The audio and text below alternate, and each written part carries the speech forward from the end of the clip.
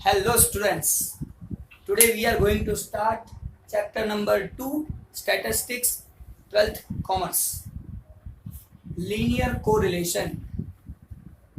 Now this chapter in your board examination is of 12 marks. Total you will get 12 marks from this chapter. Now this 12 marks bifurcation is given to you here. First MCQ, one MCQ asked in the examination, VSQ, one VSQ, very short question, one marker question will be asked in your examination. Third, short question, two marker question will be asked in your examination. 3 marker short question and 5 marker long question is asked in your examination. Now we are going to start chapter number 2 linear correlation, which is the very easiest chapter in whole statistics. Generally I tell every chapter easy chapter, but here this is really the easiest chapter. Now linear correlation, I start with the linear correlation heading. What do you mean by correlation? First we need to clear this thing. What is the meaning of correlation? Here word is given correlation. Now this word, what it means? So first thing, correlation means relation.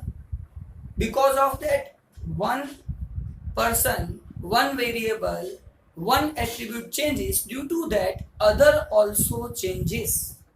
If there is arise this type of relation, then there is the correlation. If two are connected,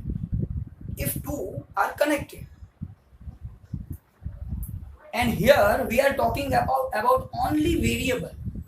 If two variables are connected, it means there is the correlation. So first of all, we are we need to clear about correlation. First thing is correlation, and second we will clear linear correlation.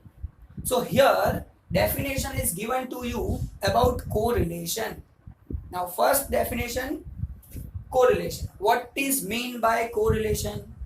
Here for what situation we are telling about, that is the correlation. So first thing I read here, if there are simultaneous changes in the value of two variable. Important thing is variable. In this chapter correlation, here we are talking about the two variables. Again I repeat, if there are simultaneous changes in the value of two variable due to, here two variables are changing, but why changing, which are the reasons? So here given due to direct or indirect cause and effect, due to direct or indirect cause and effect, then it is said that there is correlation between two variables. Now we are going to understand this whole correlation definition. Here many important words are given, that is here two variable. Now what is meant by variable? Second question arises, due to reasons, which are the reasons of changing, which are the reasons of this changing, due to direct or indirect cause and effect. Whatever change is done in any variable, there is some reasons, there is always some reasons. Now that reasons are called cause, and same way because of that reason other variable also changes. That is the effect of that cause. So these things we are understanding by one example.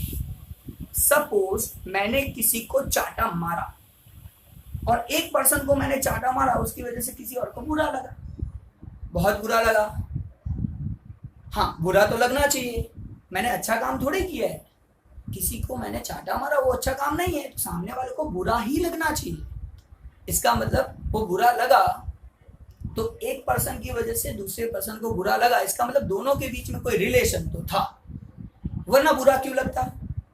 और इसीलिए वहां पे relation था, दोनों के बीच में कोई relation था, यानी को रिलेशन है. वहां पे दोनों के बीच में को रिलेशन है. कैसा है वो बाद में बात करेंगे, कैसा है वो बाद में बात कर रहे हैं हम लोग. लेकिन अभी क्या क्वेश्चन है कि मैंने एक को चाटा मारा, दूसरे को बुरा लगा, तो हाँ ऐसा होना चाहिए, पॉजिटिव. ये एग्जांपल आपको दे रहा हूं जो वो वेरिएबल का नहीं है, एक्सप्लेनेशन देने के लिए, आप लोगों को पता चले कि दोनों के बीच में रिलेशन है.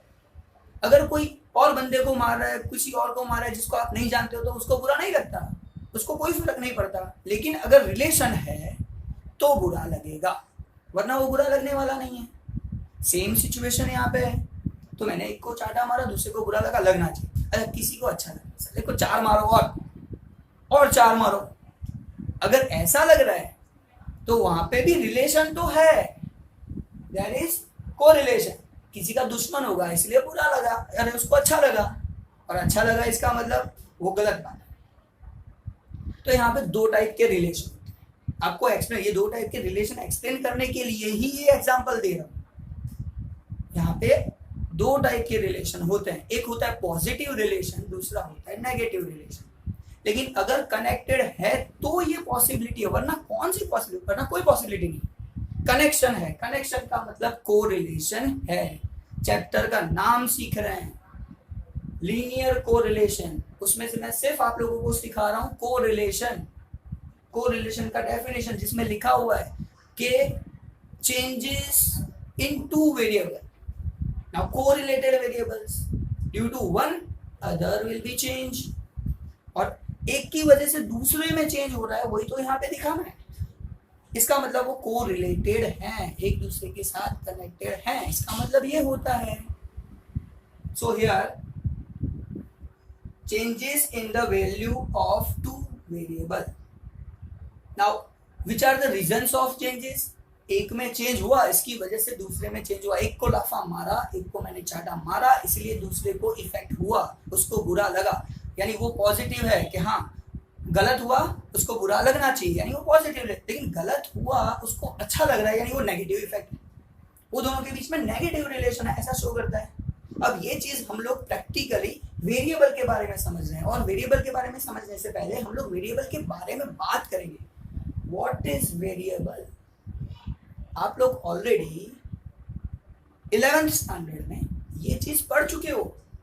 वेरिएबल क्या है, एट्रीब्यूट क्या है, ये आप लोगों को पता होना चाहिए. इसलिए मैं शॉर्ट में बता रहा हूं कि वेरिएबल क्या है और एट्रीब्यूट क्या है, दोनों में डिफरेंस क्या है. अब वेरिएबल का मतलब क्या होता है, क्योंकि हमको यहाँ पे क्या बोला है, डेफिनेशन में क्या बोला है, वेरिएबल का चेंजेस. दो वेरिएबल में चेंज हुआ, और ऐसे नहीं एक में चेंज हुआ, that's why other variable also changes. That is the very important thing. Then we can say there is correlation between two variables, वही देखना है. तो यहाँ पे आप लोगों का वेरिएबल चेंजेस के बारे में बात कर रहे हैं. तो वेरिएबल क्या है, which can be measure, that is variable. whatever we can measure, that is variable. Which cannot be measured, non-numerical data, that is called attribute. जो आप 11th स्टैंडर्ड में पढ़ चुके हो.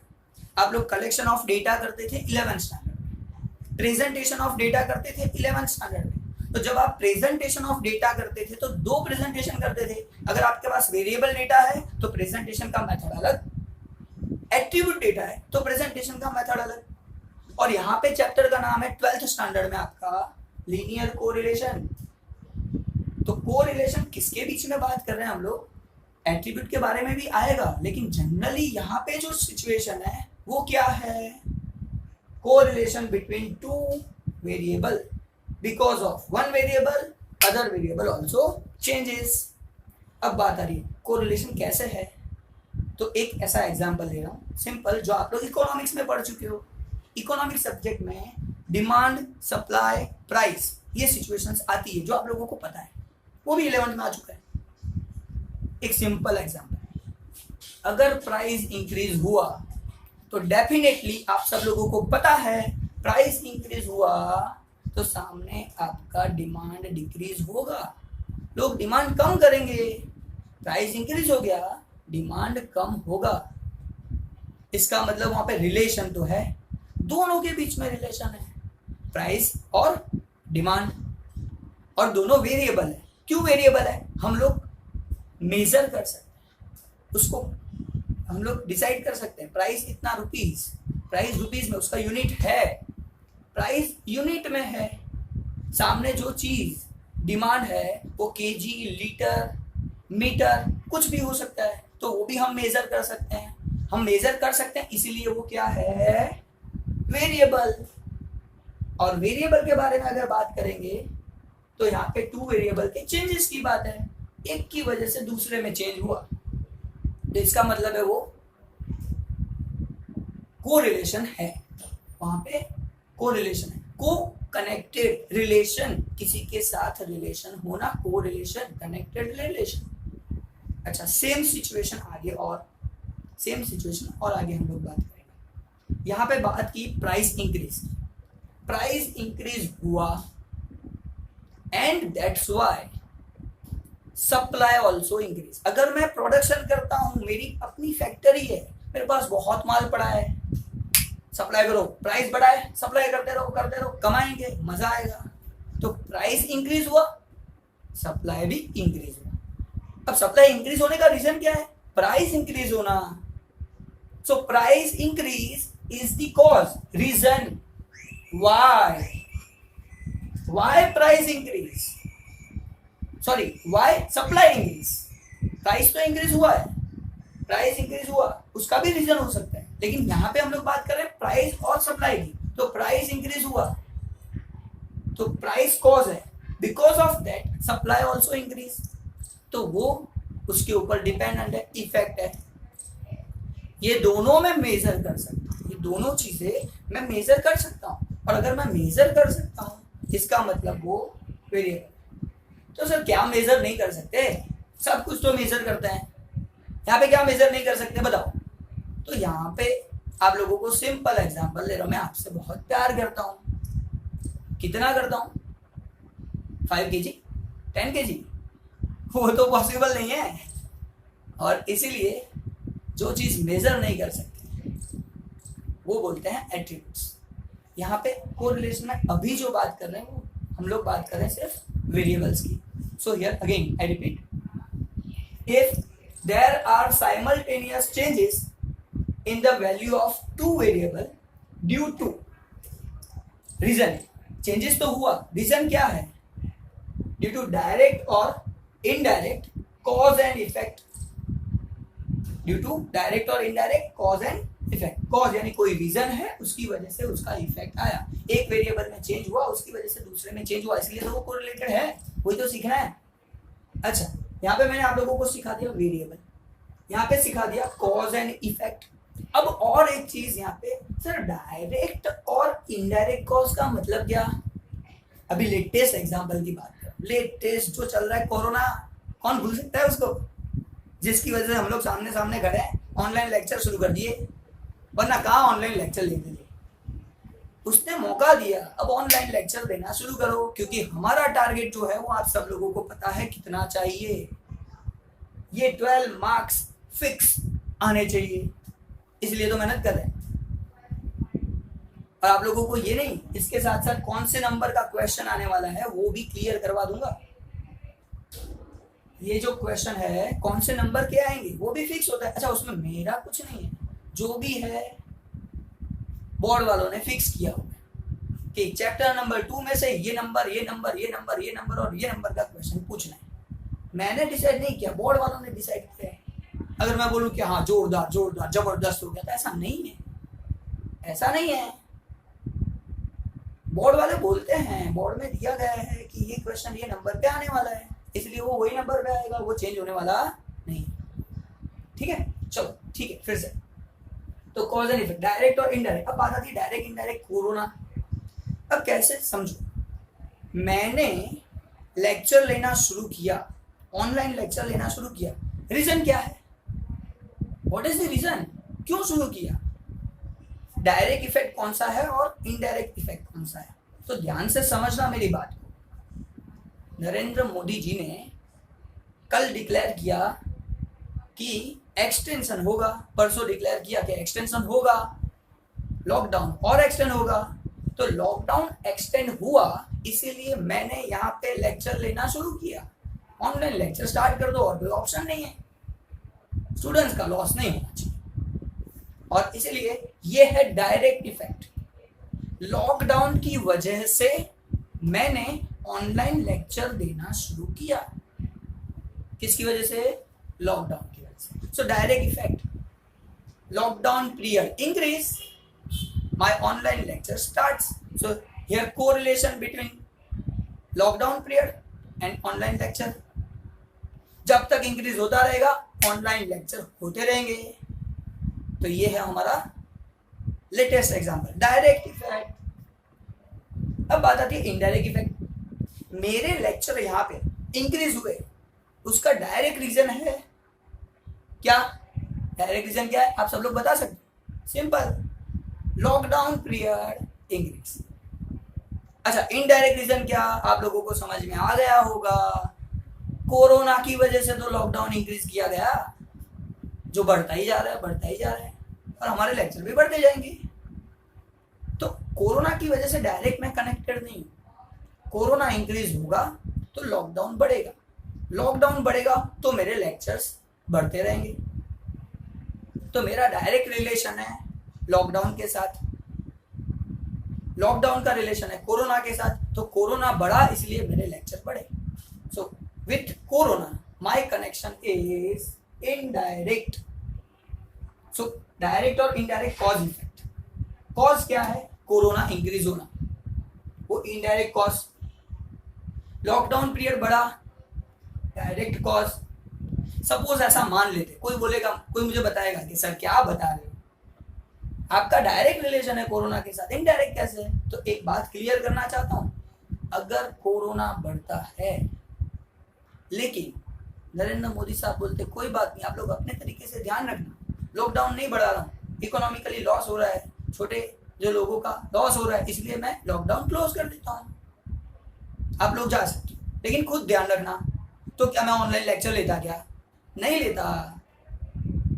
तो कोरोना तो बढ़ा लेकिन मेरा ऑनलाइन लेक्चर नहीं होता, इसीलिए बोल रहा हूं मेरा डायरेक्ट रिलेशन किसके साथ है, लॉकडाउन पीरियड के साथ। इनडायरेक्ट रिलेशन किसके साथ है, कोरोना के साथ। तो यहां पे मैंने आप लोगों को दो चीजें क्लियर की, एक direct, indirect, cause and effect, reason why change arises in other variable, because of first variable changes, due to that other variable also changes. So cause effect relation, and relation may be because of direct, because of indirect.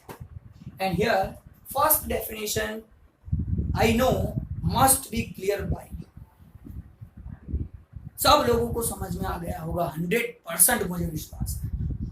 और अभी हम लोगों का काम खत्म नहीं हुआ है। हमारा चैप्टर का नाम क्या है, लीनियर कोरिलेशन। हमने सिर्फ सीखा क्या, कोरिलेशन, बीच में रिलेशन तो है। हाँ, रिलेशन दो टाइप के होते हैं, सीखा, एक पॉजिटिव एक नेगेटिव। एग्जाम्पल बता रहा हूं, कोरोना बढ़ा, मेरा लेक्चर्स बढ़ा, पॉजिटिव रिलेशन, दोनों बढ़ रहा है। कोरोना कम हो गया, लेक्चर बंद, अब नहीं लेने की जरूरत है, चलेगा, सामने सामने बैठ के बात करेंगे ना। तो ये हो गया, मेरा कम हो गया, कोरोना कम, मेरा लेक्चर खत्म। तो पॉजिटिव रिलेशन है। नेगेटिव रिलेशन, पॉजिटिव और बात करता हूं, जो हमने डिमांड सप्लाई की बात की थी। Price increase, supply also increase, दोनों सेम हुआ, क्योंकि सप्लाई ज्यादा करना पड़ेगा ना, जितना प्राइस इंक्रीज, ज्यादा सप्लाई करो, ज्यादा बढ़ाओ, तो price increase, supply also increase. तो ये होगा आपका पॉजिटिव रिलेशन। अच्छा, price increase, demand decrease, demand कम हो गया तो दोनों के बीच में डिफरेंट रिलेशन आया, एक बढ़ता है तो दूसरा कम होता है तो वो नेगेटिव रिलेशन। तो को रिलेशन होते हैं दो टाइप के होते हैं, एक होता है पॉजिटिव, दूसरा होता है नेगेटिव। तो दोनों चीजों को हमको समझना है जो हम समझ चुके हैं। तो को रिलेशन के बारे में आपका सब कुछ क्लियर, कोई भी डाउट नहीं होगा। अब मैं बात करूंगा आगे और एक टॉपिक की, लीनियर कोरिलेशन। अब एक सिंपल लॉजिक बता रहा हूं, अगर मैं बोलना चाहूं तो लीनियर यानी एक लाइन होता है, ऐसा बोल सकता हूं। लीनियर एक लाइन बना दे, ये लीनियर है, कैसे भी लाइन बनाओ, ऐसे बनाओ ऐसे बनाओ, एक लाइन बनाओ तो वो लीनियर है। तो लीनियर का मतलब लाइन।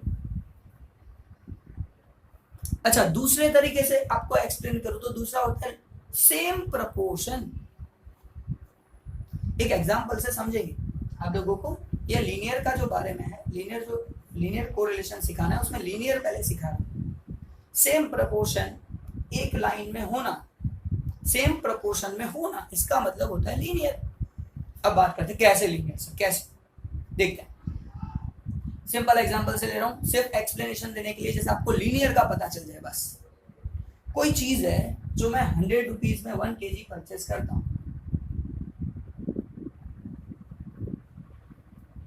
मैंने 100 रुपीज में 1 kg परचेस किया।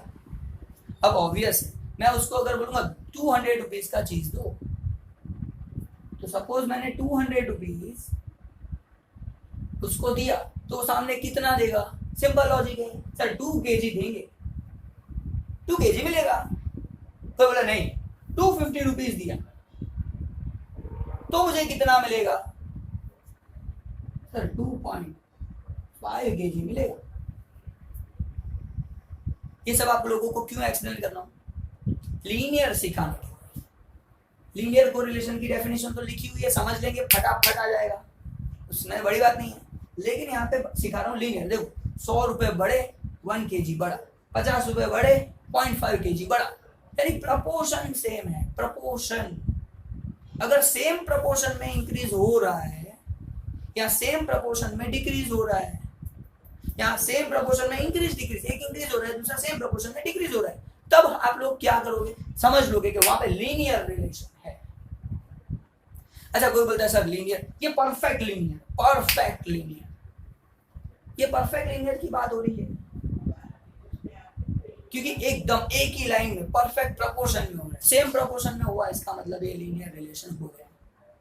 अच्छा, अब जो मैं बात करने जा रहा हूँ, कभी कभी सेम प्रपोर्शन नहीं भी होता, थोड़ा बहुत आगे पीछे हो सकता है। एग्जांपल बता रहा हूँ, आपने 100 रुपए दिए और सामने 1 kg आपको गुड्स मिल रहा है, लेकिन सामने वाले की स्कीम चलती है, बोलते हैं सर अब 200 रुपीज दो, आपको 2 kg की जगह पे मैं 2.25 kg दूंगा।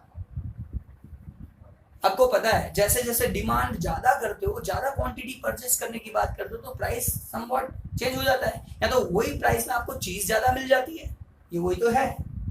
नया क्या है, सेम 250, मैंने प्राइस इंक्रीज किया 250, 50 रुपीज और इंक्रीज किया, तो वो बोलता है सर जी लीगली तो आपको 2.5 मिलेगा, लेकिन मैं आपको दूंगा 3 kg। तो देखने जाओ तो दोनों के बीच में रिलेशन तो है, लीनियर रिलेशन है, प्रपोर्शन जा रहा है, लेकिन थोड़ा प्रपोर्शन में डिफरेंस है, नियरर प्रपोर्शन है। ये दोनों का अगर रिलेशन देखने जाओ, ये फर्स्ट प्राइस यानी जो मैंने एक्सपेंस किया वो अमाउंट, और सामने आपका क्वांटिटी यूनिट रिसीव्ड, ये दोनों का अगर रेशियो देखोगे तो रेशियो अलग अलग है। हाँ, लीनियर रिलेशन तो है, लीनियर जैसा है, नियरर है, यानी उसको भी आप लीनियर बोल सकते हो, परफेक्ट लीनियर नहीं, लेकिन लीनियर है। ये परफेक्ट लीनियर, जितना प्रपोर्शन सामने इंक्रीज हो रहा है उतना ही सामने इंक्रीज हो रहा है, यानी ये परफेक्ट है। तो फिर से हम लोगों ने यहाँ पे बात की थी, कोरिलेशन दो टाइप के होते हैं, एक होता है पॉजिटिव, दूसरा होता है नेगेटिव। और यहाँ पे बात कर रहे हैं कि प्रपोर्शन लीनियर कोरिलेशन, लीनियर यानी एक ही लाइन में कोरिलेशन हो। इसका मतलब ये होगा कि अगर सेम प्रपोर्शन में हो रहा है यानी परफेक्ट रिलेशन, तो यहां पे मैं लिखूंगा ये दोनों का जो रिलेशन है, ये अमाउंट एक्सपेंडिचर जो मैंने किया वो और सामने जो यूनिट मिले वो, ये रिलेशन परफेक्ट रिलेशन, ये रिलेशन आपका परफेक्ट रिलेशन है। लेकिन अगर मैं बात करूं ये दोनों की, तो यहाँ पे लीनियर रिलेशन तो है लेकिन पार्शियली लीनियर है, partially linear, nearer proportion, perfect proportion नहीं, नियरर प्रपोर्शन। तो ये जो दोनों चीजें हैं, ये जो बात हो रही है हमारी, वो हो रही है पार्शियली कोरिलेटेड, और ये है हमारा परफेक्टली कोरिलेटेड। कोरिलेशन तो है, साथ में लीनियर भी है, क्योंकि प्रपोर्शन सेम है, या तो नियर प्रपोर्शन है। अब देखेंगे डेफिनेशन, 100% डेफिनेशन तैयार, आपको एक्सप्लेनेशन मिल जाएगा। याद करने के लिए तो थोड़ा मेहनत करना पड़ेगा। देखते हैं students, we are seeing definition. हमने ये तो समझ लिया, परफेक्ट, पार्शियल। अगर प्रपोर्शन सेम है तो परफेक्ट रिलेशन है, प्रपोर्शन थोड़ा डिफरेंट है तो पार्शियल रिलेशन है। नियरर कांस्टेंट प्रपोर्शन है, कांस्टेंट जैसा नियरर कांस्टेंट, तो सेम उसका हम देखेंगे definition. Linear correlation when the changes in the value of two correlated variable, in the value of two correlated variable, दो correlated variable का जो changes है वो have nearly constant proportion, nearly constant, constants के near है और perfect constant है, दोनों possible है। ये दोनों perfect constant है, 100 rupees 200 जो हम सीख चुके हैं वो सब आपको पता है। तो ये नियरली कांस्टेंट है और ये परफेक्ट कांस्टेंट है। नियरली कांस्टेंट प्रोपोर्शन और constant proportion, then we can say that there is linear correlation. तब मैं बोल सकता हूं कि उसका रिलेशन लीनियर है। Again I repeat definition, when the changes in the value of two correlated variable have nearly constant proportion, then we can say that there is linear correlation between two variables. Now एक और बात, इसके अलावा हम लोग एक और चीज समझ चुके हैं। मैंने आपको बोला था, एक तो आपको वैल्यू से पता चलता है, दूसरा सर आपने बोला लाइन से पता चलता है। ये लाइन क्या है, कौन सी लाइन से पता चलता है? अब वो लाइन ड्रॉ करेंगे, लाइन का मतलब डायग्राम ड्रॉ करेंगे। अब देखेंगे डायग्राम में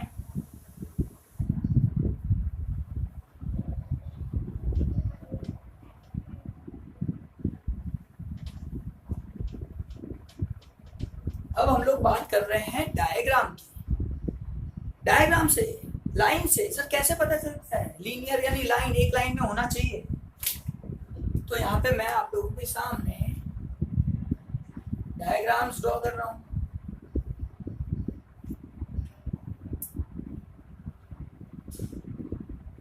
मैं डायग्राम ड्रॉ कर रहा हूं, उसमें पॉइंट्स बना रहा हूं, पॉइंट्स प्लॉट किया।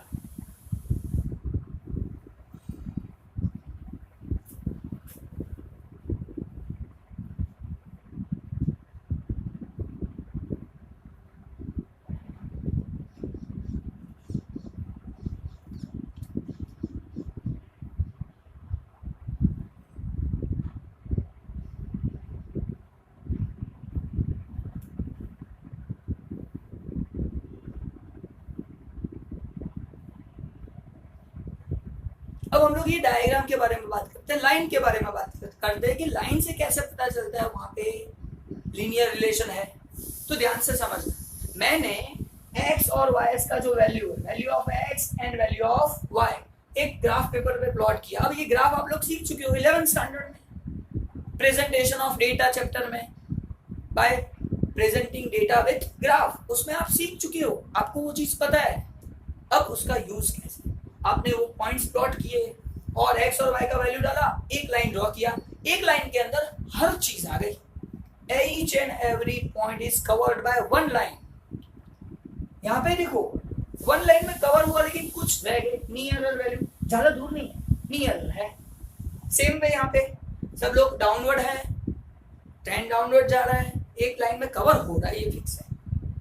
यहाँ पे बात करते हैं, डाउन है, कवर हो रहा है, लेकिन थोड़े पॉइंट्स रह गए, थोड़े बहुत पॉइंट तो रह जाते हैं, इसमें क्या है।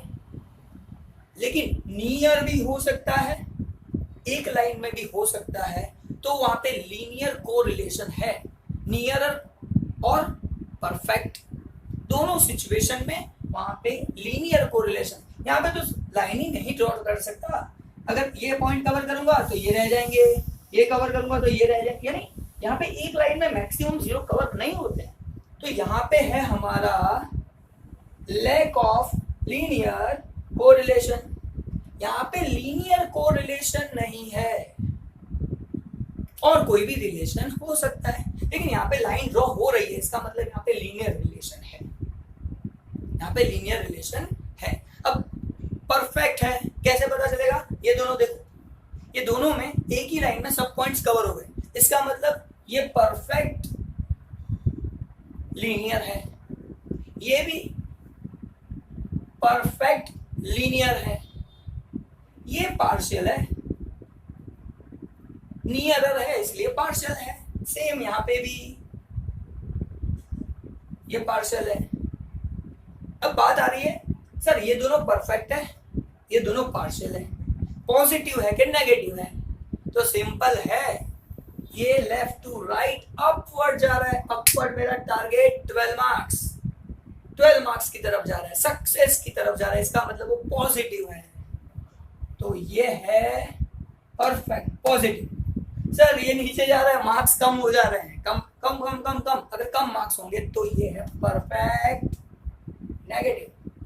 सर ये दोनों पार्शियल है, लेकिन आपको देख के पता चल गया, ऊपर positive, left to right upward positive, left to right downward negative. और जब मैं इसकी बात करूं तो सर रिलेशन ही नहीं, रिलेशन हो सकता है, लीनियर कोरिलेशन नहीं है। तो आपका जो ये टॉपिक है वो आज का खत्म। नेक्स्ट लेक्चर में हम लोग सीखेंगे next topic. Thank you very much.